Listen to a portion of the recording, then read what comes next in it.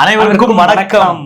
Joseph Vijay எனும் நான் தமிழ்நாட்டினுடைய முதலமைச்சராக பதவி ஏற்கிறேன் அப்படின்னு சொல்றது கேட்கும்போது அப்படியே அந்த நேரு உள்ளரங்கம் ஃபுல்லா அப்படி கூஸ் பம்ப்ஸ்ல கொந்தளிச்சது பார்க்க முடிஞ்சு.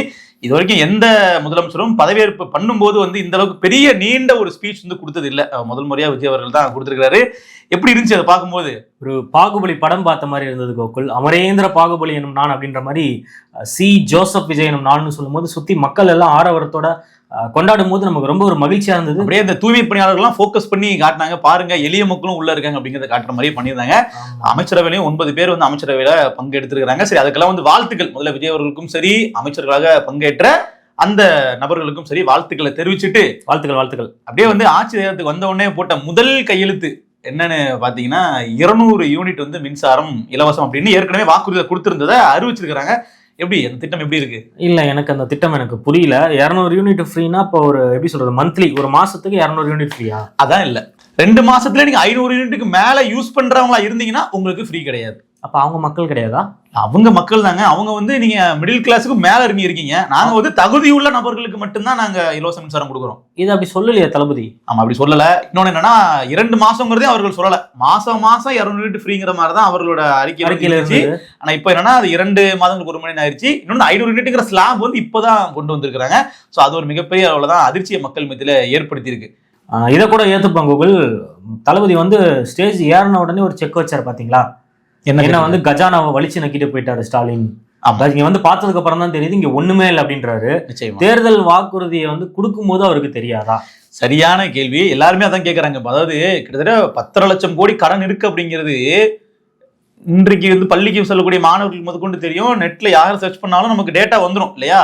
அப்ப தேர்தலுக்கு முன்னாடி திமுக பட்ஜெட் தாக்கல் பண்றாங்க. அப்பவே பாத்தீங்கன்னா புதுசா 1.25 லட்சம் கோடி கடன் வாங்குறாங்க. அப்ப அவர்களுக்கு தெளிவாவே தெரியுது கடன் எகிரிக்கிட்டு இருக்கு அப்படிங்கிறது. ஆனா இதுலயுமே ஜிடிபி டெப்ட் ரேஷியோ பாத்தீங்கன்னா 26 விழுக்காடுக்குள்ளதான் இருக்கு. அது பெரிய அளவுல மற்ற மாநிலங்கள் ஒப்பிடும்போது கடன் இல்லைங்கிறது டிஎம்கே தரப்பு கிளைம் பண்ணக்கூடிய ஒரு விஷயம். இருந்தாலும் ஒட்டுமொத்தமா வட்டி நம்ம கெட்டுறோம் இல்லையா? அதுவே 60,000 கோடிக்கு மேல வருஷத்துக்கு. அப்ப இது மிகப்பெரிய சுமை தான், மாற்றுக்கிறது இல்லை. இந்த கடன் சுமை இருக்கு என்பது விஜய்க்கு எப்போது தெரியும்? முன்னாடியே தெரியும். நம்ம ஒரு 6 மாசம் 1 வருஷமா நம்ம பேசிக்கிட்டு இருக்கோம். கிட்டத்தட்ட திமுக ஆட்சிக்கு வந்ததுல இருந்து கடனை அவங்க பாதியா உயர்த்திட்டாங்க, இவ்வளவு தூரம் கடன்ல இருக்குன்ற எல்லாரும் பேசிக்கிட்டு இருக்கோம். அது இப்ப இன்னைக்கு விஜய் அவர்கள் கூட்டணி வச்சிருக்காரு இல்லையா காங்கிரஸ், அதுல தன்னுடைய நண்பர்னு சொல்லி அறிமுகப்படுத்தினார் பாருங்க. இன்னைக்கு கூட பேசும்போது நண்பருக்கு நன்றினாரு. பிரவீன் சக்கரவர்த்தி, காங்கிரஸ் கட்சியில இருக்கக்கூடிய பிரவீன் சக்கரவர்த்தி, அவர் தான் சொன்னாரு தமிழ்நாடு உத்தரப்பிரதேசத்தை விட கடன்ல பெரிய அளவுல மூழ்கிட்டு இருக்குன்னு சொல்லி. அந்த காங்கிரஸ் திமுக இடையே பிரச்சனை வருது காரணமான நபரே அவர் தான். அவரு பக்கத்து வச்சுக்கிட்டு இன்னைக்கு நீங்க கடனை பத்தி நான் இனிமே தான் தெரிஞ்சுக்கவே போறேன், நான் இனிமே உள்ள போய் உட்கார்ந்ததுக்கு அப்புறமா தான் எந்தெந்த துறை எப்படி இருக்கு நான் பார்த்து இதற்கப்புறம் நான் என்ன பண்ண போறேன் புதுசா நான் அதாவது இவங்க எப்படின்னா வாழ்க்கை முழுவதுமே பாத்தீங்கன்னா குறை சொல்லியே பழகினவங்க. நீங்க எதனா ஒண்ணு கேட்டீங்கன்னா அந்த நடிகர் அப்படி இல்லையா, இந்த நடிகர் இப்படி இல்லையா, அந்த தலைவர் நீங்க நாளைக்கு இப்ப விஜய் வந்துட்டாரு, நாளைக்கு ஒரு கற்பழிப்பு நடக்குதுன்னு வச்சுக்கோங்களேன். இந்த தற்கொலை கூட்டம் என்ன சொல்லணும், திமுக ஆட்சியில நடக்கலையா? தற்கொலைன்னு சொல்லாதீங்க, அது வேற சொன்னா ரொம்ப அஃபண்டா வராங்க. என்ன சிஎம் தானே பிடிச்சி உள்ள போட்டுருவாரா? உள்ள போட்டுருவாரு. சாட்டை துறைமுறைகளே அவங்க குண்டாஸ்ல போட போறாங்க, தெரியுமா தெரியாதா? போட்டும் உண்மையாவே நேத்து பாக்குறேன், ட்விட்டர்ல ஸ்பேஸ் போட்டு பேசுறாங்க, சமூக வலைதளம் எல்லாம் எழுதுறாங்க. இனிமே சாட்டை வாயை துறப்போம், இனிமே அவ்வளவுதான் குண்டாஸ் போட்டுருவாங்க அப்படின்னு சொல்றாங்க. ஆனா இவங்களுக்கு என்ன தெரியலன்னா, சாட்டை அவர்கள் இதுக்கு முன்னாடி குண்டாஸ்ல போயிருக்காரு. அது போனது யாரா பேசின்னு நினைக்கிறீங்க? அன்றைய முதலமைச்சர் ஸ்டாலின் அவர்களை பேசுற. எதுக்காக? ஸ்டாலின் அவர்கள் அப்பாவே அதாவது என்ன பேசினாங்க அப்படின்னா, கனிம வளங்களை இங்க தமிழ்நாட்டுல இருந்து கேரளா கடத்துறீங்க, ஆனா கேரளா இருக்கக்கூடிய மலை வளம் அப்படியே இருக்கு, அங்க நல்ல தாய் தகப்பனுக்கு பிறந்த மகன் ஆள்றாரு, இங்க அப்படி இல்லைங்கிற மாதிரி பேசி அது பெரிய கான்ட்ரோவர்சி ஆகி அப்ப கைது பண்ணப்படுறாரு. ஏற்கனவே இருந்த முதலமைச்சரையே துணிச்சலாக பேசி சிறை சென்ற நபர் தான் அவர். அப்படிங்கிறதுனால கைதுக்கு அவர் பயப்படுற மாதிரி ஆள் கிடையாது, நமக்கு புரியுது. இன்னொன்னு நாங்க வந்தா உங்களை நாங்க கைது பண்ணிடுவோம்னு மிரட்டுறதுங்கிறது எந்த மாதிரியான ஒரு தோணியா இருக்கும்? இதனாலதான் மக்கள் அனைவரும் அவர்களை அன்பாக தற்கொலை என்று அழைக்கிறார்கள். இது அந்த வார்த்தை என்ன தற்கொலை கைது பண்ணு பார்க்கலாம். சரி, கைது பண்ணுமா இது சொல்றவர் இவர் மட்டும் தாங்க சொல்றாரு, அவர் சொல்ல மாட்டார். நானே பொறுப்பு. என்ன தற்கொலை இப்ப என்ன அப்போ? சரி, அதனால இப்ப அந்த மாதிரி இருக்கு. சாட்டை இதுக்கப்புறம் பாத்தீங்கன்னா என்ன பண்ண முடியாது. தற்கொலைன்றது தமிழ் வார்த்தை தானே? தமிழ் வார்த்தை தான். இன்றைக்கு நீங்க அப்படி சொல்லி அவர் முதலமைச்சர் ஆகிட்டீங்களே, ஆகட்டும். இப்ப என்ன இப்போ தற்கொலை இனிமே நீங்க மாண்புமிகு முதல்வர் ஜோசப் விஜய் தான் நீங்க சொல்லணும். மாண்புமிகு ஜோசப் விஜய் சொல்லிட்டு நேத்து நான் இது சிம்பாலிக்கா சொல்றீங்களா? ஆமா. அது எனக்கு புரியல. ஆமா. நேத்து வந்து நாம் தமிழர் கட்சியில இருந்து உள்ளவங்க எல்லாம் அப்படி விஜய் விஜய் எழுதும்போது கீழே போய் மாண்புமிகுன்னு சொல்லுங்க, மாண்புமிகுன்னு சொல்லுங்கன்னு கமெண்ட் போட்டுட்டு இருக்காங்க. நமக்கு புரியல. டேய், மரியாதைன்றது மக்களா பார்த்து கொடுக்கணும், மனிதர்களா பார்த்து கொடுக்கணும். எனக்கு மரியாதை கொடு மரியாதை கொடுன்னு பிச்சை எடுக்க கூடாது. ஆட்சி அமைக்கிறதுக்கே நீங்க என்ன பண்ணீங்க? நீங்க சொல்லுங்க கோகுல். யார் கூட யாரை அழிக்கிறதுக்காக நீங்க கட்சி ஆரம்பிச்சீங்க? யாரு கூட்டணியில போயிட்டு நீங்க வந்து கட்சி அமைக்கிறதுக்காக நீங்க கேட்டிருக்கீங்க? இல்ல அது வந்து நம்ம அவங்கள மட்டும் குறை சொல்ல முடியாது. காங்கிரஸ் கட்சி, விசிகா, கம்யூனிஸ்ட் எல்லாம் சேர்ந்த கூட்டணி ஆட்சி அமைச்சிருக்காங்க. ஆனா அவர்களும் கூட்டணி கூட வரல, வெளியிலிருந்து ஆதரவுன்னு போட்டிருக்காங்க. என்னைக்கு வேணாலும் இந்த ஆட்சி நாங்க கலைப்போன்ற மாதிரி ரெடியா இருக்கிறாங்க அவங்க. அது ஒரு பக்கம் இருக்கட்டும். ஓகே, சீமானுடைய கதை காலி. எனக்கு காலையில போன் வந்துருச்சு. ஏன் சீமானா அவருக்கு என்ன? எனக்கு சொல்றாங்க போன் பண்ணி எல்லாரும், இனிமே உங்க அண்ணன் அவ்வளவுதானே, இனிமே எப்போ நீங்க ஜெயிப்பீங்க, நாம் தமிழர் கட்சி எனக்கு எப்போ ஜெயிக்கும்னு சொல்லுங்க. நாங்க பாத்தீங்களா 2 வருஷம் வந்தோம். அந்த டைலாக் எல்லாம் சொல்றாங்க. எலெக்ஷன்லயும் நாங்க தான், எலெக்ஷன்லயும் நாங்க தான் சொல்றாங்க. என்ன பதில் சொல்றது? நம்ம அப்படியே மிரட்சியில பார்க்க வேண்டியது. ஆமா ஆமா, பெரிய ஆள். இப்ப வந்து சீமானை பிடிச்சு உள்ள போட போறாங்க. சீமான அரசியல் பண்ண முடியாதுன்றாங்க. இனிமே அடுத்த 15 வருஷத்துக்கு தளபதி ஆச்சு தான் தமிழ்நாட்டுல. பாக்குறேன் கோகுல், என் வாயில் நல்லா வருது கோகுல். இல்ல நான் பேச முடியாது. இல்ல நான் என்ன கேக்குறேன், இப்ப நான் வந்து நம்ம நாம் தமிழர் கட்சி குறித்து நம்ம தொடர்ச்சியா பேசிட்டு வரோம் இருக்கு இல்லையா? இப்ப நீங்க வந்து வெளியே இருந்து பாக்குறீங்க, இவர்கள் வந்து நாம் தமிழர் கட்சியை வந்து மதிப்பிடக்கூடிய விதமா இருக்கட்டும், இல்ல இதற்கப்புறம் நாம் தமிழர் கட்சி வந்து அவ்வளவுதான் பேசுறத நீங்க எப்படி பாக்குறீங்க? அதாவது இருக்கு, அடுத்த நீ 5 வருஷம் ஆண்டீங்கன்னா உங்களுக்கு மிகப்பெரிய எதிரி வந்து யாருன்னு பாத்தீங்கன்னா இப்ப எழுதி தரேன் நாம் தமிழர் தான். நீங்க பண்ணக்கூடிய ஒவ்வொரு விஷயத்தையும் அடிச்சு உதைக்கக்கூடிய ஆள் செந்தமிழன் சீமான் மட்டும்தான். நான் எழுதி தரேன். இதுல நீங்க சீமான் அவர்கள் வாழ்த்துக்கள் வேற சொல்லியிருக்காரு. என்னன்னா, திராவிட கட்சி, ஆமா, அதாவது என்னன்னா திமுக அதிமுக அல்லாத ஒரு கட்சி தமிழ்நாட்டை ஆள்வதில் மகிழ்ச்சின்னு போட்டுருக்காரு. உண்மையாவே எனக்கு அந்த மனநிலை தான் இருந்துச்சு. நான் வந்து சொல்லியிருக்கேன். ஆமா, இது வந்து என்னன்னா, நாம் தமிழர் கட்சி வாக்குகள் குறைந்ததுல வருத்தம் இருக்கு. ஆமா இருக்கு. தாவேக்காவுல வந்து வேட்பாளர்கள் பெரிய அளவு வெயிட்டேஜ் இல்ல, அவர்கள் களப்பணி கூட செய்யல. விஜய் அவர்களே அதிகபட்சமா 18 இடங்களுக்கு மேல வரல. இப்படி வந்து பார்ட் டைம்ல பாலிடிக்ஸ் பண்ணி வின் பண்ணிட்டான்னு வருத்தம் இருந்தாலும், ஒரு பக்கம் திமுக அதிமுக 2 கட்சியுமே இன்னைக்கு வந்து பவர்ல இல்லாம அவர்கள் அப்படியே ஓரம் கட்டிட்டு புதுசா ஒரு கட்சி வந்ததில் மகிழ்ச்சி. அதை சீமான் அவரும் சொல்லியிருக்கிறாரு. அது நீங்க பாத்தீங்கன்னா, விஜய் அவர்களுக்கு அன்றைக்கே வந்து வெற்றி பெற்றதுக்கான வாழ்த்துக்களை பதிவு பண்ணதுக்கு அப்புறமா இன்றைக்கு ஆட்சி அமைக்கும் போதும் வந்து தாவேக்காவுக்கு வாழ்த்துக்களை தெரிவிச்சிருக்காரு. அது உண்மையிலே வந்து என்னோட மனநிலையும் அப்படிதான் இருக்கு இன்னைக்கு.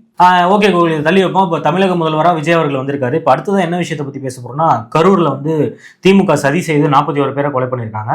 தளபதி விஜய் அவர்கள் அதுக்கு என்னென்ன நடவடிக்கை எடுப்பாரு? ஆதாரங்களை வந்து சப்மிட் பண்ணுவாரா, கைது பண்ணுவாரா? நல்ல கேள்வி இது ஆக்சுவலா. ஏன்னா இது யார் மேல தப்பு அப்படிங்கிறதெல்லாம் தாண்டி அந்த விஷயத்துக்கு பொறுப்பு கூட எடுக்காம அப்படியே பொத்துனாப்புல இந்த இடத்த விட்டு போனவர் தான் விஜய். இல்ல, திமுக தானே பண்ணிச்சுன்னு ஆதவ அர்ஜுன் அவர்கள் சொல்றாரு. மாண்புமிகு முதல்வர் ஜோசப் விஜய் அவர்களும் சொல்லி, அவரே கிடைச்சா சொன்னாரு, நாங்க வந்து அங்க நான் என்னங்க தப்பு பண்ணேன், அங்க என்ன நடந்துச்சுன்றது எல்லாருக்குமே தெரியும், மக்களாகிய உங்களுக்கே தெரியும் அப்படிங்கிற மாதிரிலாம் பேசியிருந்தாரு. உள்ள பிளேடு கத்தி எடுத்து சதக் சதக் சதக்குன்னு போட்டாங்களாமே. அந்த மாதிரிலாம் விஜய் அவர்கள் பேசல. ஆனா தாவேக தொண்டர்கள் அதை பேச, மதியழகனோட மனைவியே பேசியிருக்காங்க. ஆமா பேசினாங்க இல்லையா? அப்போ இந்த மாதிரிலாம் இருக்கும்போது இன்றைக்கு ஆட்சி உங்க கையில வந்துருச்சு. இப்ப நீங்க அதை எப்படி சரி செய்வீங்க? இப்போ திமுக மேல இதே விமர்சனம் இருக்கு. என்னன்னா, தூத்துக்குடி துப்பாக்கி சூடு நடந்தது அதிமுக ஆட்சி காலத்துலதான். அதை வந்து பெரிய அளவுல அரசியலா கையில எடுத்தது திமுக. ஆனா திமுக ஆட்சிக்கு வந்ததுக்கு பின்னாடி அவர்கள் அதுல என்ன பண்ணாங்க அப்படின்னு கேட்டீங்கன்னா ஒரு பெரிய கேள்வி. ஒண்ணும் பண்ணல. எதுவுமே வந்து அவர்கள் பெரிய அளவுல ஆக்ஷன் எடுக்கல. அதுல குற்றம் சாட்டப்பட்ட ஒரு காவல்துறை அதிகாரிக்கு உயர் பதவி ப்ரமோஷன் கொடுத்திருக்காங்க திமுக. கண்டிப்பா. அப்ப இதெல்லாம் நாம வந்து கேள்வி கேட்கிறோம். நீங்க என்ன எதிர்க்கட்சியா இருக்கும்போது ஒண்ணு பேசுறீங்க, ஆளுங்கட்சியா இருக்கும்போது வேற மாதிரி பண்ணி நம்ம கேள்வி கேட்டிருக்கோம். அப்ப இதை வந்து இந்த மாதிரி நம்ம விஜய் அவர்கள்ட்ட கேட்கலாம். உண்மையிலேயே அதுல ஒரு சதி இருக்கு. திட்டமிட்டு அந்த ஏரியாவினுடைய முன்னாள் அமைச்சரா இருந்த செந்தில் பாலாஜி அவருடைய இன்ஃபுளுன்ஸ்ல தான் அதெல்லாம் நடந்திருக்குன்ற மாதிரி நீங்க ஃபீல் பண்ணீங்கன்னா சட்டத்தின் முன்னாடி அனைவரும் நிறுத்துங்க. நம்ம வந்து உடனடியா பண்ணுங்கன்னா சொல்லலாம். ஏன்னா டைம் இருக்கு. விஜய் அவர்கள் டைம் கேட்டிருக்காரு பாத்தீங்களா? என்ன டைம்? கொஞ்சம் அவகாசம் கொடுங்க எங்களுக்கு. உங்களுக்கு வந்து உடனடியா எல்லாமே பண்ண முடியாது. நீங்க அவகாசமும் கொடுத்தீங்கன்னா நான் நிதானமா உள்ள எவ்வளவு கடன் இருக்கு என்ன இருக்குன்னு நான் பார்த்துட்டு நிறைவேற்றுவேன். கட்டாயம் நாங்கள் சொன்ன வாக்குறுதிகள் அனைத்தையும் நிறைவேற்றுவேன்னு சொல்லி உறுதிப்பட சொல்லியிருக்காரு. கோகுல், இப்ப என் பாக்கெட்ல 10 ரூபாய் இல்ல கோகுல், நான் வந்து இப்ப வந்து பாதாம் பால் சாப்பிடணும்னா எப்படி சாப்பிட முடியும்? என்கிட்ட காசே இல்ல, இருந்தாலும் நான் சாப்பிட முடியும். கடன் வாங்கலாம்ல? கடன் வாங்கி பாதாம் பால் குடிக்கணுமான்னு நான் கேட்கிறேன். இல்ல, இது மக்களுடைய அத்தியாவசிய தேவைகள்னு நீங்க பாக்கலையா? 2500 ரூபாய் மாசம் கிடைக்கிறது, பட்டதாரி இளைஞர்களுக்கு 4000 ரூபாய் கொடுக்கறது. சரி, கடன் வாங்கி கொடுக்குறாங்க, இதை யார் திருப்பி கட்ட போறாங்க? மக்கள் தான். நம்ம இப்போ வந்து வருஷத்துக்கு 60,000 கோடி வட்டி கட்டிக்கிட்டு இருக்கோம். ஓகே, ஒரு வருஷத்துக்கான பட்ஜெட் வந்து 4 லட்சம் கோடி வச்சுக்கோங்களேன். ஆமா, அதுல வந்து 60,000 கோடியை சொலையா எடுத்து வட்டிக்கு மட்டும் ஒதுக்கி வச்சிடணும். ஏன்னா நம்ம கடன் அவ்வளவு இருக்கு. 10 லட்சம் கோடிக்கு 60,000 கோடி நம்ம வட்டி எடுத்து ஓரமா வச்சிடணும். அப்படிதான் நம்ம கொடுத்துட்டு இருக்கோம், வட்டி அடைச்சிட்டு இருக்கோம். அப்ப இது மாதிரி மறுபடியும் கடன் வாங்கினீங்கன்னா நம்ம இது மாதிரி அடுத்து வட்டி அதிகமா கட்ட வேண்டிய சொல்றோம். இது இயல்பா ஒரு வீட்டை மேனேஜ் பண்ற மாதிரி தான். கடன் எவ்வளவு அது அதிகமா வாங்குறோமோ வட்டி எவ்வளவு வெளியே கொடுக்க வேண்டியிருக்கும் இல்லையா? அதுதான் வந்து இப்ப தமிழ் அரசு பண்ணிக்கிட்டு இருக்கு. இவர் அதை எப்படி மேனேஜ் பண்ண போறாங்க நம்ம பொறுத்து தான் பார்க்கணும். டைம் கொடுக்கலாம் நான் சொல்ல வரேன். எவ்வளவு நாள் கொடுக்கலாம்? 6 மாசம் கொடுக்கலாம். நான் கொடுக்க மாட்டேன். ஏன்னா நம்ம திமுக கொடுத்தோம். நம்ம கொடுக்க மாட்டோம். ஏன்னா திமுகவுக்கு கொடுங்க. திமுக வந்து வந்த உடனே ஒரு 6 மாச காலம் வந்து ஒரு பொற்கால ஆட்சி மாதிரி நமக்கு தெரிஞ்சு. நல்லா பாருங்க, பிடிஆர் அவர்களுக்கு வந்து நிதியமைச்சர் பதவி கொடுத்ததா இருக்கட்டும், அப்படியே பிடிஆர் அவர்கள் வந்து வெளிநாடுகள்ல இருந்து ஆட்களை பொருளாதார குழுவை உள்ள இறக்குனதா இருக்கட்டும், ரகுராம் ராஜன் முன்னாள் RBI கவர்னர் வந்து உள்ள கொண்டு வந்து அவர் மூலமா ஒரு குழு அமைச்சு நாங்க வந்து பொருளாதார ரீதியா தமிழ்நாட்டு வந்து $1 trillion அளவுக்கு நாங்க உயர்த்த போறோம் அப்படிங்கிற மாதிரிலாம் அவர்கள் பேசி, அதாவது திமுக வந்து ஆட்சி வர்றதுக்கு முன்னாடி நாங்க அடுத்த நாளே வந்து பாத்தீங்கன்னா தமிழகத்துல எல்லாத்தையும் சரி செய்யணும்னு எங்கேயுமே சொன்னது கிடையாது. ஆனா இன்னைக்கு விஜயுடைய தொண்டர்களா இருக்கக்கூடிய இந்த அணில்கள் என்ன பண்ணாங்க, அடுத்த நாள் கையெழுத்து போடுவாரு, இங்க பெண்கள் சுதந்திரமா நடமாடலாம், பெண்களுக்கு எதிராக ஒரு குற்றம் இருக்காது, போதைப் பொருள் அறவே ஒழிக்கப்படும் சொன்னாங்க அடுத்த நாளே. கரெக்ட். எனக்கு அதெல்லாம் டவுட்டா இருக்கு. போதைப் பொருள் ஒழிப்புன்றதுல ரொம்ப ஸ்ட்ராங்கா வந்து இன்னைக்கு விஜய் அவர்களோட அதை பேசியிருக்காரு. எனக்கு என்ன டவுட்னா, போதைப் பொருள்ல டாஸ்மாக் வருமா வராதா? குடிச்சா கிருகிருன்னு இருக்குல்ல, அது போதைப் பொருள் தானே. அப்ப டாஸ்மாக நாங்க ஒழிப்போம், டாஸ்மாக முழுவதும் அவர்கள் எந்த இடத்துலயுமே பேசவே இல்லை. அதான் எனக்கு ஒரு சந்தேகமா இருக்கு. அதோட பின்னணி என்னவா இருக்கும்னு நினைக்கிறீங்க? பின்னணி என்னவா இருக்கும், அவருக்கு மிகவும் பிடித்த ஒரு விஷயமா இருக்கலாம். அதை எப்படி ஒழிக்க முடியும்? உங்களுக்கு பிடிச்ச ஒரு விஷயத்தை நீங்க ஒழிப்பீங்களா கோகுல்? இல்ல அது வந்து வேற மாதிரி போகுது, அப்படி சொல்ல வரல. இல்ல அப்படி சொல்ல, நான் சொல்றேன், இதை உதாரணத்துக்கு சொல்றேன். இல்ல அதான் என்னன்னா, போதைப் பொருளை வந்து நாங்க ஒழிப்போம், போதைப் பொருளை தமிழகமா மாற்றுவோம்னு சொல்லி அவர்கள் சொல்றாங்க. ஆனா அடிப்படையில வந்து டாஸ்மாக நாங்கள் மூடுவோம் சொல்லி தாவேகா தலைவரும் சொல்லல, தாவேகாவினுடைய அந்த செய்தி தொடர்பாளர்கள் இருப்பாங்க, மீடியால வந்து பங்கேற்று பேசுவாங்களே, அவர்களை பின் பாயிண்ட் பண்ணி கேள்வி கேட்கும் போது கூட டாஸ்மாகை நாங்கள் மூடுவோம் அவர்கள் ஒரு இடத்துலயும் சொல்லவே இல்லை. அப்ப நமக்கு என்ன கேள்வி வருதுன்னா, டாஸ்மாக் வந்து போதைப் பொருள் கிடையாதா, அது போதை ஒழிப்புல வராதா நம்ம கேட்க வேண்டியது இருக்குல்ல. கூகுள் இது ஒரு அடுத்த திராவிட கட்சியா தான் பாக்குறேன் நான். இன்னொரு திராவிட கட்சி, இன்னொரு திமுக அதிமுக போன்ற ஒரு திராவிட கட்சியா தான் நான் அவர்களாவே இருந்தாலும் கூட அவர்கள் பண்ண ஊழலை விட நீங்க பாத்தீங்கன்னா தெரியும், விஜய் அவர்கள் பேசும்போது என்னோட கட்சியிலேயே வந்து ஊழல் பண்ற யாராச்சும் ஐடியால இருந்தீங்கன்னா இப்பவே இதை எரேஸ் பண்ணிருங்க, நாம ஜெயிச்சுட்டோம், ஒரு ஆட்டம் ஆடி பார்க்கலாம்னு நினைச்சீங்கன்னா அது இப்பவே எரேஸ் பண்ணிருங்கன்னு சொல்லி அப்படியே ஒரு எவ்வளவு வைப் கொடுத்தாரு பாத்தீங்களா. சரி, எவ்வளவோ ஆடியோ கல்வி வந்துச்சு பிஃபோர் எலெக்ஷனுக்கு முன்னாடி. இவரு பணம் வாங்கிட்டாரு, புஷி ஆனந்த் சீட்டுக்கு பணம் வாங்குறாரு, புஷி ஆனந்த் 8 ஏக்கர் எழுதி வாங்கிட்டாரு, எனக்கு சீட்டு கொடுக்கல, அப்படி இப்படின்னு எவ்வளவோ விஷயம் வெளியே வந்துச்சு. என்ன பண்ணாரு புரட்சியாளர் தளபதி விஜய் அவர்கள்? என்ன கேள்வி கேட்டாரா? நியாயமான கேள்வி. குற்றச்சாட்டுகள் கட்சிக்குள்ளே வந்துச்சு. இப்ப வரைக்குமே கட்சியில போட்டிட்ட வேட்பாளர்கள் எல்லாமே இவர்கள் ரொம்ப எளிய பின்புல மாதிரி காட்டிட்டு இருக்காங்க. ஆட்டோ டிரைவர் அது உண்மை கிடையாது. இவங்க சொல்லக்கூடிய ஆட்டோ டிரைவர் கிடையாது. அவர் பேர்ல 3 கார் இருக்குது. அவரே அபிடேவிட் தாக்கல் பண்ணிருக்காரு. நாம எதுவும் குற்றச்சாட்டா சொல்லல. அவரே அபிடேவிட்ல தாக்கல் பண்ணதுல வெளியே காட்டின சொத்து இவ்வளவு. இப்ப விஜய் அவர்கள் வந்து 650 கோடி சொத்து தாக்கல் பண்ணிருக்காரு.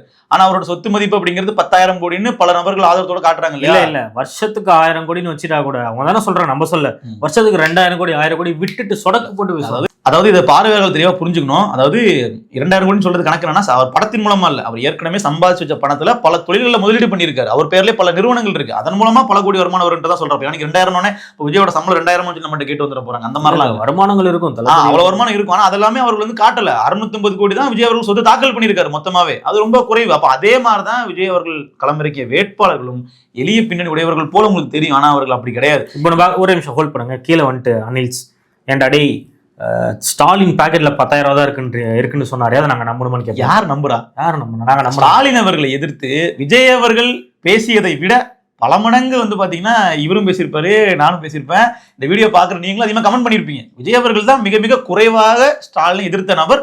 இன்னும் சொல்ல போனா 2021 கையில மை வச்சுட்டு விஜய் அவர்கள் ஓட்டு போட்டது உதயசூரியன். கருப்பு சிவப்பு சைக்கிள் எடுத்து உதயசூரியன். நாங்க சொல்லல, லாட்ரி கிங் ஆதவ் அர்ஜுனா அவர்கள். இன்னைக்கு வில்லிவாக்கம் தொகுதி எம்எல்ஏ, இன்னைக்கு அமைச்சர், மாண்புமிகு அமைச்சர், தாவேகா அமைச்சர் சொன்னார். ரைட்டுங்களா? ஏதோ ஒரு தாவேக்கால ஒரு பொறுப்புல இல்லாத நபர் சொல்லல, தாவேக்கா தொண்டர் சொல்லல, தாவேக்கா விட முக்கிய நிர்வாகியா இருந்தவர். இன்றைக்கு வந்து அந்த பட்டியல்ல அமைச்சரை பட்டியல் போடுவாங்க இல்லையா, அந்த 9 பேர் நபர்கள் பேர் போட்டிருந்தாங்க. ஆதவ் அர்ஜுனாவோட பேர் வந்து அதுல நீங்க பாத்தீங்கன்னா 3வது இடத்துல இருக்கு. புஷி ஆனதுக்கு அப்புறமா ஆதவ் அர்ஜுனோட பேர் தான் இருக்கு. என்னது புஷி ஆனந்த் அமைச்சரா? ஆமாங்க, புஷி ஆனந்த் அமைச்சர், ஆதவ் அர்ஜுனா அமைச்சர், அருண்ராஜ் அமைச்சர், எவ்வளவு பேர் அமைச்சர்ல இருக்க. என்ன நினைச்சிட்டு இருக்கீங்க நீங்க? இட்னு போயிட்டு இட்னு வந்ததுக்கு அமைச்சர் பதவியா? அவர் தாங்க தளபதிக்கு வந்து. நீங்க புஷி ஆனந்த் பாத்தீங்களா இல்லையா? கையெழுத்து போடுறாரு, அமைச்சராக பதவியேற்க கையெழுத்து போடணும்ல, திரும்பி பாக்குறாரு, அண்ணன் போடவா? விஜய் சைகை காட்டினாதாங்க அவர் கையெழுத்தே போடுவாரு. விஜயினுடைய நிழல் போல செயலாற்றக்கூடிய அமைச்சர் அவரு. அப்புறம் எல்லார்ட்டையும் பேமெண்ட் வாங்குறாரு விஜய்கிட்ட கேட்காம? அங்கதான் சந்தேகமே. கேட்காம தான் வாங்குறாரா, இல்ல எப்படி கையெழுத்து போடும்போது கேட்டுட்டு போடுறாரோ, அப்படி கேட்டுட்டு தான் வாங்குறாருன்னு தெரியல. நான் போட்டுறேன், நீங்க மத்தத போட்டுருங்க. ஏன்னா நம்ம நினைக்கிறோம் விஜய், நம்மளுமே என்ன பண்றோம்னா விஜயை ஓரமா வச்சிடறோம். நம்ம அடிக்கிறது எல்லாமே புஷி ஆனந்த் அடிக்கிறோம், ஆதவ் அடிக்கிறோம். நீங்க நல்லா பாருங்க, தாவேகா தொண்டர்களையும் 2 பேரும் பிடிக்காது. புஷி ஆனந்த் அவர்கள் வெளியே பேச விடாதீங்க, ஆதவ் அர்ஜுனாவை கண்ட்ரோல் பண்ணுங்கன்னு சொல்லி நாம பேசல, தாவேகா தொண்டர்களே தான் நீங்க ஆரம்ப கடந்து பேசிட்டு இருந்தீங்க. இவர்களுடைய ஆக்ஷனுக்கு பின்னாடி விஜய் இருக்க மாட்டாரு நீங்க எப்படி உறுதியா நம்புறீங்க நமக்கு புரியல. இனிமே தெரிய வரட்டும். ஏன்னா இப்ப வந்து முழு அதிகாரம் விஜய் அவர்கள்ட்ட போயிருச்சு இல்லையா? கட்சின்றது வேற, ஆட்சின்றது வேற. இப்ப நம்ம வந்து நம்ம தெருமுக்குல வந்து கஞ்சா விற்கிறாங்கன்னா நம்ம ஸ்டாலின் தான் கேட்போம். கண்டிப்பா கேட்டோம். ரைட்டுங்களா? தமிழ்நாடு முழுக்க கஞ்சா புழக்கம் இருக்கு, தமிழ்நாடு முழுக்க அதிகாரிகளினுடைய ஆணவம் அதிகமா இருக்குன்னா நம்ம கேள்வி கேட்கறதெல்லாம் போலீஸ் மினிஸ்டர் யாரு, போலீஸ் மந்திரியாரு ஸ்டாலின் அப்படிதான் நம்ம கேட்டோம். விஜய் அவர்களுமே ஸ்டாலின் சார் அப்படின்னு தான் பேசிட்டு இருந்தார் இல்லையா? கோகுல், இன்னொரு சந்தேகம் இருக்கு. இப்போ நான் வந்து ஃபீல்டுக்கு போகும்போது அங்க இருக்கக்கூடிய மக்கள் சொன்னாங்க, புதுசா ஒரு வீடு கட்டுறாங்கன்னா அங்க வந்து வாட்டர் கனெக்ஷன் கொடுக்கறதுக்கு, இபி கனெக்ஷன் கொடுக்கறதுக்கு இங்க இருக்க லோக்கல்ல இருக்கக்கூடிய கவுன்சிலர் வந்து 50,000 கொடு, 1 லட்சம் கொடுன்னு பணம் கேட்கறாங்க. கொடுக்கலன்னா அந்த கனெக்ஷன்ஸ் கொடுக்கறதுல மிரட்டுறாங்கன்னு சொல்லி கேட்கறாங்க. இப்ப தளபதி ஆட்சி அமைஞ்சிருச்சு, திமுகவை சேர்ந்த ஒரு நபரோ அதிமுகவை சேர்ந்த ஒரு நபரோ கவுன்சிலரா இருக்காங்க. இதுக்கு தளபதி என்ன முடிவு எடுப்பாரு நம்ம கம்ப்ளைண்ட் வச்சா? ஸ்டேட்டா தளபதி இருப்பாரா தெரியல. ஆனா அவங்களுடைய கட்சிக்காரர்கள் அவங்க ஒழிக்கிறதுக்காக தான் எம்எல்ஏ இருக்காங்க அந்த தொகுதியில. இல்ல கண்டிப்பா அது நம்ம பொறுத்து இருந்தா இவங்க தானே பண்ணணும் அதெல்லாம். ஆமா கண்டிப்பா அவர்கள் தான் பண்ணணும். நம்ம பொறுத்து இருந்து பாப்போம். அதெல்லாம் அதான் சொல்றல, முதல்ல ஒரு 6 மாச காலம் பெரிய அளவுல விமர்சனங்கள்லாம் யாருமே வைக்க மாட்டாங்க. நான் வைப்பேன் கூகுள். ஆமா அது நீங்க வைக்கலாம். நான் பொதுவா சொல்றேன், வெளிப்படையா பிற கட்சியினர் கூட பெரிய அளவுல எல்லாம் விமர்சனம் வைக்க மாட்டாங்க. இன்னைக்கு ஸ்டாலின் ஒரு ட்வீட் போட்டிருந்தாரு பாத்தீங்களா? சரியான சவுக்கடி கொடுத்துருக்காரு. ஒன்லயே ஆரம்பிச்சிட்டாருங்க. என்ன சொல்றாரு, எடுத்த உடனே எதுக்கு நீங்க பணம் இல்லைன்னு சொல்றீங்க, அப்ப நாங்க என்ன இருக்கிற பணம் திருடிட்டு போயிட்டோம் அப்படின்னு கேட்கறாப்புல. நல்ல கேள்விதான். நமக்கு இதுல உடன்பாடு கிடையாது. ஸ்டாலின் அவர்கள் பண்ணது அவர் பக்கம் நின்று கேள்வி கேட்க முடியாது. ஆனா அதே நேரத்துல பணம் இல்லைன்னு தெரிஞ்சா எதுக்கு நீங்க இவ்வளவு வாக்குறுதி நீங்க அள்ளி கொடுக்கணும்ன்ற கேள்வி நம்ம கேட்கலாம். அதே சமயத்துல ஸ்டாலின் அவர்கள் ரொம்ப திறம்பட ஆட்சி செய்து அந்த அரசினுடைய கஜானா வந்து ஃபுல்லா வச்சிருந்தாரு அப்படிங்கிற மாதிரி நம்மளால சொல்லிட முடியாது. அங்கேயுமே சில விஷயங்கள் வந்து பிழையா இருந்துச்சு. அதனாலதானே மக்கள் ஆட்சியை மாத்தி கொடுத்துருக்காங்க. ஆனா விஜய் அவர்கள் வந்து இன்றைக்கு நம்மகிட்ட நேரம் கேட்கலாம், அதை தாண்டி வந்து காரணம் சொல்லி தப்பிக்க கூடாது. அதை டே ஒன்லயே ஸ்டார்ட் பண்ணிட்டாரு விஜய் அவர்கள். உங்களுக்கு நல்லா புரிஞ்சுக்கோங்க மக்களே, நான் மறுபடியும் சொல்றேன், டே ஒன்ல அவர் எதுக்காக இந்த வார்த்தையை சொல்றாருன்னா நீங்களே புரிஞ்சுப்பீங்க. இதுல இன்னொன்னு இருக்கு, நம்ம மக்களுக்கு ஒரு சில விஷயங்கள் நம்ம ஆதாரமும் காட்டணும் இல்லையா? நாங்க ஏதோ சொல்றோம், சும்மா வந்து நாங்க விஜய் அவர்கள் ஜெயிச்சு வந்தாலும் இதெல்லாம் பண்ண மாட்டாரு நீங்க சொல்றீங்க, பண்ணாம இருந்தாலும் நாங்க அதை எப்படி எடுத்துப்போம்லாம் பொதுமக்கள் நினைக்கலாம். பொதுமக்கள் எப்படி எடுத்துப்பீங்களோ தெரியாது. நீங்க உங்க வீட்டுல இருக்கிற வயசான பெரியவர்கள் இல்ல நடுத்தர வயதினர்கள் எப்படி எடுத்துப்பீங்க தெரியாது. ஆனா விஜய் அவர்களுக்கு ஓட்டு போட சொல்லி கேம்பெயின் பண்ண குழந்தைகள் முதல் இளைஞர்கள் இருக்கீங்க இல்லையா, அவர்கள் இது ஒரு பிரச்சனையாவே எடுத்துக்க மாட்டாங்க. ஏன்னா நமக்கு கால் பண்றவங்க ஃபுல்லா சொல்றது வந்து என்னன்னா, எங்களுக்கு அதெல்லாம் பண்ணுவாரு, நாங்க ஓட்டே போடலையே அப்படின்ட்டாங்க. அப்படிதான் சொல்றாங்க. விஜய் அவர்கள் 2000 மாசம் கொடுப்பாரு நினைச்சு ஓட்டு போடலையே, விஜய் அவர்கள் வீட்டுக்கு சிலிண்டர் தருவாரு நாங்க ஓட்டு போடலையே, நாங்க எங்க தளபதி முகத்துக்காக ஓட்டு போட்டோம் அப்படிங்கிற ஒரு பெரிய கூட்டம் இருக்கு. அந்த கூட்டம் அவங்களுக்குள்ள என்ன பேசிக்கிறாங்கன்றத நீங்களே கேளுங்க. நினைக்கிறது வந்துட்டு எங்க உரிமை தொகை 2000 கொடுக்குற நீங்க அப்படி நாளைக்கு ஆரம்பிச்சலாம் நினைக்கிறாங்க. இவங்க உட்காந்தோன்னா அதான் ஆரம்பிப்பாங்க. எங்க இந்த மாசம் சிலிண்டர் வரலமாங்க, இப்பவே ரீல்ஸ் போறாங்க, எனக்கு தாய்மாமன் சீர் வரலன்னு ஒரு பையனை விட்டு ரீல்ஸ் எல்லாம் போட்டுட்டு இருக்காங்க. பட் இவர் வந்து உட்காந்தோன்னா என்ன சொல்லுவா போறாருன்னு வச்சுங்க, ஐயா நான் வந்தேன், உங்களுக்கு என்னென்னவோ செய்யணும்னு பல கனவுகளோட வந்தேன், உங்களுக்காண்டியே வாழணும்னு வந்தேன். 60 வருஷமா இவங்க அடிச்சு வச்ச கொள்ளைய சரி பண்ணவே இன்னும் 60 வருஷம் தேவைப்படும் போல. எல்லாத்தையும் அள்ளிட்டு போயிட்டாங்க, ஒண்ணுமே இல்ல. உண்மைதான், அது எதுவும் இல்ல, இருந்தா தானே குடுக்கறதுக்கு. எவனும் இத பத்தி கேட்கவும் மாட்டான். அதை தாண்டி நான் சும்மா விளையாட்டுக்கு கூட சொல்றேன், நீங்க எப்படி வேணாலும் எடுத்துக்கோங்க, உங்க எல்லாருக்கும் சிலிண்டர் கொடுக்கணும், 1 லட்சம் வீட்டுக்கு இந்த நான் சிலிண்டர் தரேன்னு சொன்னேன், கொடுக்கணும் சிலிண்டர் 1000 ரூபாய். ஆனா இந்த தளபதியோட வாக்கு மாறிடக்கூடாதுன்னு கவலையா இருக்கு. அதனால நண்பா நண்பீஸ் இதை என்ன பண்ணலாம், இத நம்மளே சுயமா சுய உதவி குழு மாரி காசு போட்டு கொடுத்துடலாமா, 1000 ரூபாய் நான் ஜிபே பண்றேன் கவர்மெண்ட்டுக்கு, நீங்க பண்றீங்களா அப்படின்னா மொத்த பேரும் கட்டிட்டு இருப்பான் சார், 1 லட்சம் கோடி போட்டுருவாங்க. கோகுல் இதை விட்டுருவோம். அடுத்ததான் வந்து பாத்தீங்கன்னா ரஜினிகாந்த் அவர்கள் இருக்காரு இல்லையா, சூப்பர் ஸ்டார் நம்பர் 1 நடிகர். அவருடைய படங்கள் இனிமேல் வெளியே வரதுக்கு வந்து விஜய் அவர்களுடைய முதலமைச்சர் அலுவலகத்துல போயிட்டு கை கட்டி நிக்கணுமா, கை கட்டி நின்னாதான் அவரோட படம் வெளியே வரும்னு யார் சொல்றாங்கன்னா தவைக்கா தொண்டர்கள் சொல்லிட்டு இருக்காங்க. இது எப்படி பாக்க? அது ரொம்ப வருத்தமா தான் இருக்கு. இந்த மாதிரிலாம் அதாவது சினிமால வந்து ஒரு ஃபேன் ஃபைட்டா பண்ணிட்டு இருந்தவங்க முதலமைச்சர் ஆனதுக்கு அப்புறமாவும் இனிமே நாங்க தான், ரஜினிகளோட ஆளே கிடையாது அப்படிங்கிற மாதிரி பேசுறதெல்லாம் பார்க்கும்போது ஒரு இன்க்ளூசிவான அரசியல் அவர்கள் பண்ணலையோங்கிற ஒரு பார்வை இருக்கு. இன்னொன்னு ரஜினி அவர்கள் வந்து ஒரு ட்வீட்லாம் போட்டாரு, காலம் வந்து பதில் சொல்லும் அப்படிங்கிற மாதிரிலாம் போட்டு விஜய் அவர்களுக்கு எதிராக ஒரு கேம்பெயின் அவர் பண்ணாரு. அதுவும் பெரிய பலன் அளிக்கலங்கிறது நம்ம பாக்குறோம். இருந்தாலும் அவரை பழி வாங்குறது அப்படிங்கறதெல்லாம் வந்து நம்ம ஏத்துக்க முடியாது. இவர்கள் பழி வாங்குற மென்சல் இருக்கிறாங்க. நான் சொல்றேனே, சீமான் அவர்கள்லாம் இனிமே என்ன பேசுவாருன்னு பார்ப்போம், சீமான் அவர்கள்லாம் காலி அப்படிங்கிற மாதிரி நாம் தமிழர் கட்சி மேலேயே அவ்வளவு தூரத்துல அவர் வந்து வன்மத்துல இருக்க நம்ம பார்க்க முடியுது. சரி, இவ்வளவு தூரம் அவர் மேல கோவப்படுறீங்களே, எதுக்காக சீமான் மேல கோவப்படுறீங்கன்னு கேட்டா அதுக்கான பதில் இருக்கு. இல்ல இது வந்து நான் ஒரு பர்சனலா ஒரு விஷயம் நான் சொல்லலான்னு இருக்கேன், தப்பா எடுத்துக்காதீங்க. இப்போ விஜயலட்சுமின்னு சொல்லிட்டு ஒரு நடிகை வந்து சீமான் அவர்களை பத்தி தப்பா பேசுனா இந்த அணில் கூட்டம் சீமான் அடிக்கிறாங்க. அதுவே விஜயனுடைய தாலி கட்டின மனைவி 3 முடிச்சு போட்டாரு விஜய், ஆன்லைன்லயே போட்டோ இருக்கு. அந்த மனைவி விஜய் அவர்களை பத்தி எதனா சொன்னாங்கன்னா அந்த பெண்ணை போய் கடிச்சு கொதறாங்க, பாத்துருக்கீங்களா? ஆமா, அது நம்ம அந்த சமயத்திலேயே பேசணும். அவங்க வந்து டிவோர்ஸ் அந்த பெட்டிஷன்லயே அவங்க பேசினதெல்லாம் எடுத்து பேசும்போது அது தனி கதை.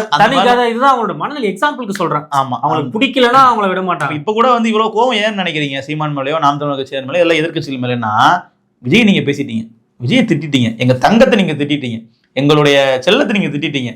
நீங்க இந்த போய் இடுப்புல வச்சுக்கோங்க, விஜய் இடுப்புல வச்சு வாழைப்பழம் ஊட்டி விடுங்க. திட்டாம என்ன பண்ணுவாங்க? முதலமைச்சர் சீட்ல உட்காரும் போது என் செல்லத்துக்கு வெக்கத்தை பாருங்க, செல்லத்துக்கு சிரிப்பை பாருங்க. அதெல்லாம் பார்க்கும்போது என்னன்னு தெரியல. சரி, okay. இங்க பிங்க் கலர்ல போட்டு அப்படியே ஸ்மைல் பண்ணும்போது இங்க 2 மீச வருது. அதனால விஜய் அவர்களை வந்து ஒரு முதலமைச்சர் அப்படிங்கிற இடத்துலயோ ஒரு முக்கியமான ஒரு அரசியல் தலைவருங்கிற மாதிரி அவர்கள் பார்க்கல. ஏதோ வந்து நமக்கு ரொம்ப நெருக்கமான ஒரு நபர் வந்து ஒரு வாழ்க்கையில ஜெயிச்சா எப்படி பார்ப்போமோ அந்த மாதிரி பாக்குறாங்க. இது ஒரு பொதுப்பணி, மக்கள் தொண்டு அப்படிங்கிற ஒரு மைண்ட் செட்ல அவர்கள் இல்ல. ஆனா இருந்தாலும் அதான் சொன்னேன் இல்லையா, நம்ம காலம் வந்து பதில் சொல்லட்டும். நம்ம டைம் கொடுக்கலாம், கொஞ்சம் தப்பு இல்ல. நீங்க கொடுக்க மாட்டேன்னு சொல்லிட்டீங்க, டே 1ல இருந்தே அடிக்க போறேன்ட்டீங்க. பட் நம்ம அவங்களை அடிக்க போட்டோம் யாரையுமே நான் வந்து எதிர்க்க மாட்டேன். நான் எப்பயுமே ஆளுங்கட்சிக்கு எதிரானவன், கேள்விகளை எழுப்புவேன். இப்ப இல்ல, அப்பையில இருந்தே அப்படிதான். இது அதிமுக ஆண்டாலும் கேள்வி எழுப்புவேன். குளத்தூர் தொகுதிக்கு போயிட்டு நீங்க குளத்தூர் ஸ்டாலினுக்கு எதிராக வீடியோ போட்டதெல்லாம் நம்ம பார்த்து நானே குளத்தூர்ல இல்லன்னா இல்ல, அவ்வளவுதான். அந்த மாதிரி நான் விஜய் கேள்விதான் எழுப்ப போறேன், அதுக்கு அவங்க பதில் சொல்ல போறாங்க. இல்ல எங்க தளபதி நீ கேட்கவே கூடாது, அவர்களுடைய தங்கம் என்னோட வைரம்னா நான் அது பண்ண முடியாது. நிச்சயமா பொறுத்திருந்து பார்ப்போம். இன்னைக்குதான் விஜய் சொன்னார் இல்லையா, எரா ஸ்டார்ட்ஸ் நவுங்கிற மாதிரி நியூ எரா ஸ்டார்ட் ஆயிருக்குன்னு சொன்னாரு. அடுத்தடுத்து என்ன நடக்க போகுது அப்படிங்கிறத உங்களை போன்றே நாங்களும் காண்பதற்கு ஆவலோடு இருக்கிறோம். கோகுல், இன்னொரு விஷயம், இந்த வீடியோ பார்க்கக்கூடிய நபர்கள் உங்க எல்லாருக்கும் ஒரு விஷயம் சொல்லிக்கிறேன். தளபதி அவர்கள் ஆட்சியை வந்து இன்னைக்கு உட்காந்துட்டாரு, சேர்ல உட்காந்துட்டாரு. ஒயின் ஷாப்புக்கு நீங்க யாராவது போனீங்கன்னா, நான் அதை ப்ரமோட் பண்ணல, நீங்க யாராவது போனீங்கன்னா பாட்டிலுக்கு இனிமே 10 ரூபா வாங்க மாட்டாங்க.